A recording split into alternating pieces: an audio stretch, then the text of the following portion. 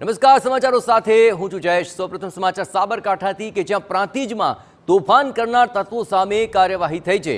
અસામાજિક તત્વો સાથે સંકળાયેલા વિસ્તારમાં ડિમોલેશનની કામગીરી હાથ ધરાઈ। પ્રાંતિજમાં તાજેતરમાં જ જૂથ અથડામણ થઈ હતી, જ્યાં ગળેલી ભાગોળ વિસ્તારની અંદર કાર્યવાહી કરવામાં આવી રહી છે। અહીંના બારકોટ અને પઠાણવાડા વિસ્તારની અંદર પણ કાર્યવાહીની શક્યતા જોવાઈ રહી છે।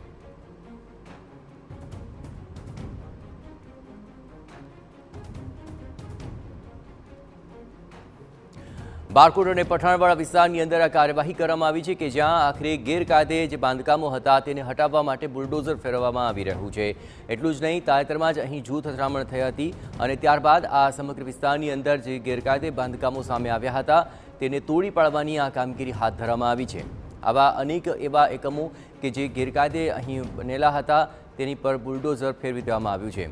તો ગળેલી ભાગોળ વિસ્તાર છે અને ત્યાં આ કાર્યવાહી કરવામાં આવી રહી છે અને થોડા દિવસો પહેલાં અહીં જૂથ અથડામણ થઈ હતી અને ત્યારબાદ હવે પ્રાંતિજની અંદર તોફાન કરનારા તત્વો સામે આ કાર્યવાહી હાથ ધરવામાં આવી છે। ખાસ કરીને પઠાણવાડા વિસ્તાર ત્યાં પણ આ કાર્યવાહી હાથ ધરવામાં આવી। મોટી સંખ્યામાં ત્યાં પોલીસનો કાફલો તૈનાત હતો।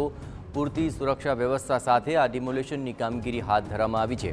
પ્રાંતિજની અંદર એવા અનેક એકમો અને તેમાં ખાસ કરીને ગળેલી ભાગોળ વિસ્તારની અંદર આવા ગેરકાયદે એકમોને તોડી પાડવા માટે કામગીરી હાથ ધરાય અને બુલડોઝર ફેરવીને આ સમગ્ર મામલે કાર્યવાહી તેજ કરાય છે। વધુ વિગતે વાત કરવા જોડાઈ રહ્યા છે TV9 સંવાદદાતા અવનીશ, કયા કયા વિસ્તારો છે, કેટલા એવા ગેરકાયદે એકમો હતા કે જ્યાં આ ડિમોલેશનની કામગીરી કરાય?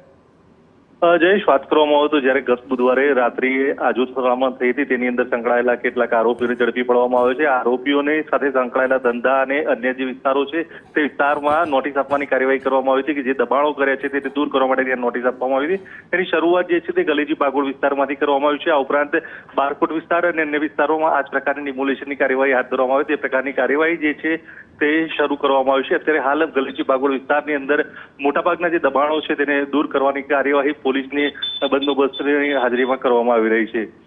આભાર અવનીશ। તો ચુસ્ત સુરક્ષા વ્યવસ્થા સાથે આ ડિમોલિશનની કામગીરી હાથ ધરવામાં આવી છે।